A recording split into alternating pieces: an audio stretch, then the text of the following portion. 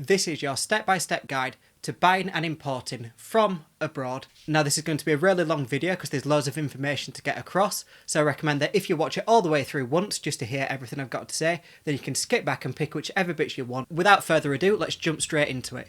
The first thing that you need to do is find yourself a supplier. Now there are loads of different ways you can find a supplier for abroad. The main one that a lot of you will probably know is supplying via Alibaba. So you go onto their website and it's a B2B portal where you can talk to manufacturers. Alternatively, you can just do a quick internet search. A lot of the big manufacturers will have their own websites and you can speak to them direct. You'll probably get a little bit better pricing like that as well. Or the third way is that you can also contact people via trade shows. So if you're in a specific industry, or if you're wanting to sell a specific product, you can go to a trade show and then you will have your Far Eastern manufacturers who will have a trade stand there and you can communicate with them like that. Trade shows are probably my preferred way if I had a choice to meet people, but I'll get rid of all that. Today we'll be focusing in on Alibaba because it's the easiest way for me to show you exactly what you need to do. So when you're on their website, you need to search for the products that you want. You can just do a generic search. Buying from abroad is great for your generic white label goods, where you can either get them completely unbranded, or you can get a little bit of your brand input on the packaging depending on your order quantities. Or alternatively, if you're going to do really high volume manufacturing of your own goods instead. If you can't find the exact goods that you want while you're searching on Alibaba, don't worry about it. As long as you can find something that's relatively comparable, chances are the manufacturers will be able to make exactly what you want, but it will obviously come at a higher cost because they're having to set up a new production line just for you. So we've identified a load of different people who we think could be the manufacturer. What you want to do is you want to reach out and send them either a message or an RFQ depending on how far down the line you are. When you're doing this, you're just looking for a borderline price for what you're going to pay. There's always room to negotiate. Usually they will leverage you into buying more so that you can get a reduced price. So I would always recommend probably underselling the amount that you're looking to buy initially so that you can slowly start to ratchet it up.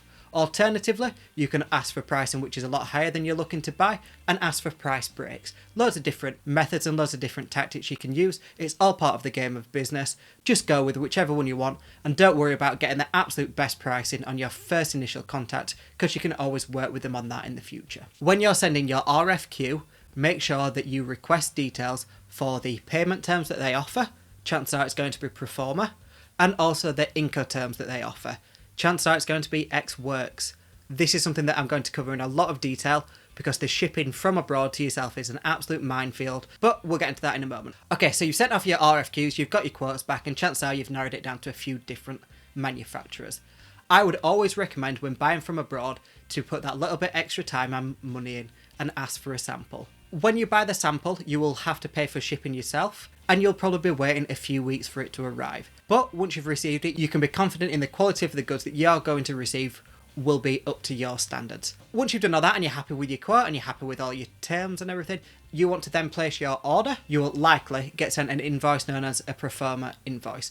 This is because you're going to prepay for your goods before they're manufactured and sent to you. This is the standard of business and it's not something that they're doing to be dodgy. Sometimes they'll only ask for a deposit, but the majority of the times if you're a new customer, they're going to get you to pay in advance in full. This is why it's essential that you are diligent with who you're contracting out to, and you're also making sure that you're buying through established channels. So you can either buy straight through Alibaba. Whenever you go on their website, they recommend you buy direct through them. This does incur a charge and it will be more expensive, but you've got that safety.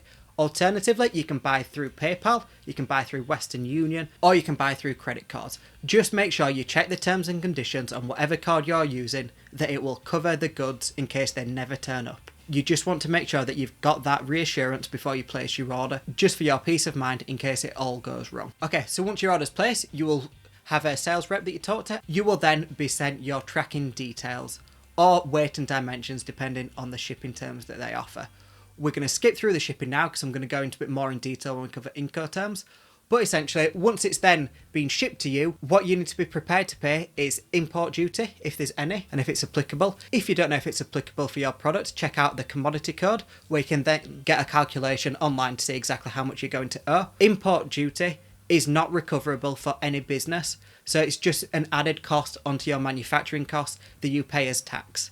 You will also, in the UK, pay value added tax, which is based on the cost of the goods. When you pay VAT, it's usually 20%, although it can differ depending on the product. It can be as low as 0%. But as long as you're a VAT registered business, you can reclaim this back, and obviously you then pay VAT on the goods that you're selling. If you're not a VAT registered business, just be prepared that whatever you're buying is going to have a 20% surcharge added onto it if it's VAT applicable as soon as it enters the country. This will be payable either to your freight forwarder or to the courier that you've chosen to get your goods. And that is just with the broad strokes how you're going to find a supplier, what you need to look out for, and how you're going to get it to you. I'm now going to cover the 4 key aspects. So number 1 is your feasibility. Your barrier to entry cost will be a lot higher when you're buying from abroad. This is because you will have higher MOQs and you will have higher shipping costs. The price per unit will be a lot lower, but the amount that you need to put up to begin with will be a lot higher. You also need to be fully aware of everything that you need for your product. So, for example, in the UK, we have CE testing. This is the safety standards for testing for certain products. You need to make sure that the product that you're buying from abroad conforms to whatever standards are applicable to the product. If you don't know what these are, then it's just best to Google it and do your research. You can talk to specialist lawyers who deal in this side of it, or you can ask the people that you're buying from. Just be aware that legally you are liable for whatever products you're buying from abroad to meet these standards. So if you buy from a manufacturer and they say, yes, it's tested, but you import it in and then somebody gets hurt, turns out that actually it didn't meet these standards, they're not liable, you are. And that's because you will become the manufacturer or the importer of these goods. Testing isn't that expensive usually, especially if it's not an electronic product. It's a couple of £100, but it's just something to be wary of before you buy it. There are plenty of suppliers over in the Far East who will have completely legitimate testing. However, just make sure, again, you do your due diligence and make sure that you're going to the legitimate people. As a rough estimate for minimum orders, you're looking at least at £1,000 bare minimum if you buy something that's really cheap and really light. Chances are you're going to be looking at 5 to 10,000 if you're looking to get your own branding put on it and it's your own products that you're making, and then somewhere between the two will be if you're buying a white label good and you're wanting your own branding put in on the packaging. Again, this is just a really rough guide just to give you an idea. It could be a lot higher, but it's unlikely to be lower than £1,000 as your first starting order. The best value that you get when buying from the Far East is when you're starting to purchase at least a pallet, but even better is to buy a full container so you can get a full ocean container full of your products shipped to you. That's how you get the best pricing possible. Okay, so payment terms, you will be looking at pro forma to begin with. Once you've got an established relationship with whichever manufacturer you're going with, they can then move you either to paying a deposit up front and then paying for your goods once you've received them, or alternatively, net 30, net 60 terms will be on the cards. All this is part of the relationship that you build. I would also recommend, once you've bought through the official channels to begin with and you've used to dealing with a certain manufacturer, you can then be more assured to move away from Alibaba and you're going to get better pricing direct. Just make sure that you keep using your credit card, PayPal, and having some form of assurance, because they don't have to be illegitimate for there to be issues which need to be resolved, and it gives you that little bit of added assurance. Okay, so we skipped through all that quite quickly because there's not a huge amount to it, because I wanted to get to Incoterms. If you remember from the last video when we talked about buying from established brands, they will ship to you. Same as when you're buying domestically, you will have a price that's based on being delivered to your door. When you're buying from abroad, more than likely they will not offer a delivered price, especially if it's from the Far East. Their Incoterms that they will offer will be X works, and that will be what your quote is based on. So that means that you need to arrange pick up from their warehouse all the way to delivery to your warehouse. It sounds really simple, but there's a load of things that go into this. So you need to arrange the pickup from possibly the middle of China. You then need to get it from there to the nearest or the best port. That can either be an airport or it can be an ocean port. Once at the port, it needs to be cleared of any possible duties, so they can have an export duty as well, and it needs to be loaded onto the ship or aeroplane, and then it needs to travel across to your nearest port. Once it arrives in your local port is when you will then be liable to pay your import duty and also be liable to pay any value added tax which is due. Once that's cleared, it will then be shipped from them to yourself, usually on the back of a lorry. Incoterms can be arranged so that they cover it at any one of these points. They will even probably offer a door-to-door service, so they will deliver it directly to your warehouse. Just expect this to be very expensive compared to the price that you can usually get it for. What I would recommend if you're looking to buy from abroad and you don't have a lot of logistics experience is always use a freight forwarder. You just need to find a freight forwarder who deals with the country that you're looking at and the industry that you're looking into as well. You can find these just on Google. A lot of them will have really good reviews. They're super easy to find and they're relatively common.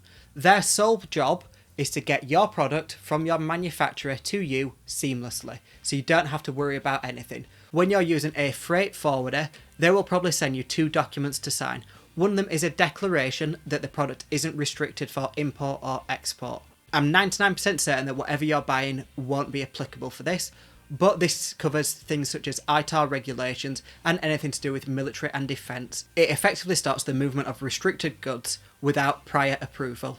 It's a really complicated area. It's something that I had to deal with a lot in my previous job, but it's not something you're going to have to worry about. And if you do, just leave a comment down below and I'd be more than happy to talk about it there, because it's a really boring subject, but something that will be helpful maybe for one of you. The other thing that you will need to send, which is specific to the UK, is a HMRC declaration, and effectively that says that I am the owner of these goods, these are my freight forwarder. When your VAT and import duty are due, you will just pay it directly to them and you don't have to worry about it. It makes it so much easier, and unless you're shipping a full container, it will probably be cheaper than the price that you can get direct. I will just let you know there are loads of other alternatives. A lot of your big carriers such as UPS will offer a similar service themselves, and they will do a door-to-door delivery. So they will collect it from whoever your manufacturer is and they'll bring it straight to your door. There are 2 ways which the majority of things are shipped when you buy from the Far East,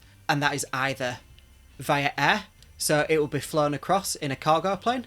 This is the quickest way to get it shipped, and it's ideal for if you're sending 1 or 2 boxes and they're relatively light and relatively small. The cheapest way, but the slowest way, is to use ocean freight. Essentially, it gets put on a big cargo ship and then it takes 6 to 8 weeks to cross the ocean and then be delivered to you. So it's a lot slower, but it's a lot cheaper. I will just make you all aware that in the last year with COVID, the prices to ship things from the Far East to just about any country have about doubled. That's just something to be wary of. I hope you found this helpful. So that is your full step-by-step guide and everything that you need to look out for when you're looking to buy abroad. As I say, it's a really complicated area. It's something that's really hard to do for the first time, but as you get more into it, it all follows the same obvious patterns and it becomes a lot easier to manage. If you've got any questions, leave them down below and I'd be more than happy to help. Please subscribe. I do loads of videos on the intricacies of running an online business. And last but not least, thank you very much for watching and have a great day.